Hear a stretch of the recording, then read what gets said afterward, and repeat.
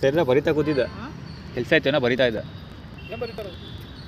ಎಲ್ಲಿ ಮನೆ ಬಂದರು ಅವನು.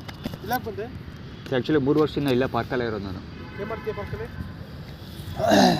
ಅಂದರೆ ಸಾಯಂಕಾಲ ಪಾರ್ಕಲ್ಲಿ ಮಲಗ್ತೀನಿ ನೈಟು. ಮನೆ ಇಲ್ವಾ ನಿಮಗೆ?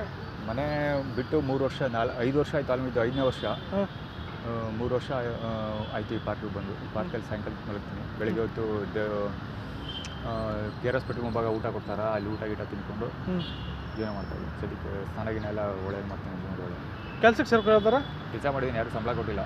ಕಂಪ್ಲೇಂಟ್ ರಿಜಿಸ್ಟರ್ ಮಾಡಿದ್ದೀನಿ, ಪೊಲೀಸರು ಏನು ಆ್ಯಕ್ಷನ್ ತೊಗೊಂಡಿಲ್ಲ. ಇಲ್ಲಿ ಎಲ್ಲ ಕಡೆ DGIG ಅವ್ರಿಗೆ ಅಡ್ರೆಸ್ ಮಾಡ್ಬಿಟ್ಟು ಆನ್ಲೈನಲ್ಲಿ ಕಳಿಸಿದ್ದೀನಿ. ಒಂದು ಸರಿ ಇದು ವಿಚಾರಣೆ ಮಾಡಿದ್ದಾರೆ. ಪುನಃ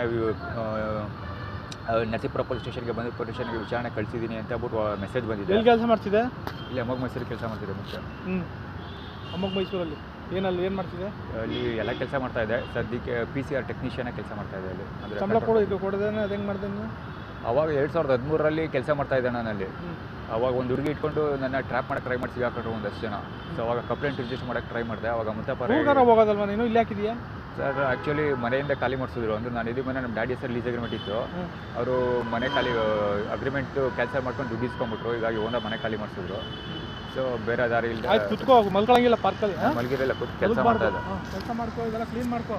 ನಾನೇ ಕ್ಲೀನ್ ಮಾಡಿ ಬೇಡ ಇಲ್ಲಿ. ಅವ್ರೇನು ಸಂಬಳ ಕೊಡ್ತಾರೆ ಕ್ಲೀನ್ ಮಾಡೋಕ್ಕೆ? ನಾನು ಆಯ್ತು ನಡಿ, ಆಯ್ತು. ಹೊರಗಡೆ ನೀ ಪಾರ್ಕಿಂದ ಕೂರಂಗಿಲ್ಲ ಇಲ್ಲಿ. ಏಕೆ? ಅಲ್ಲಿ ಕೂತ್ಕೊಂಡಿದ್ದಾರೆ ಅವರು. ಏಯ್ ಹೇಳ್ದಷ್ಟು ಕೇಳಬೇಕು. ಹೊರಗಡೆ ಕೂತ್ಕೊಳ್ಳಂಗಿಲ್ಲ ಇಲ್ಲೆಲ್ಲ. ನಡಿ.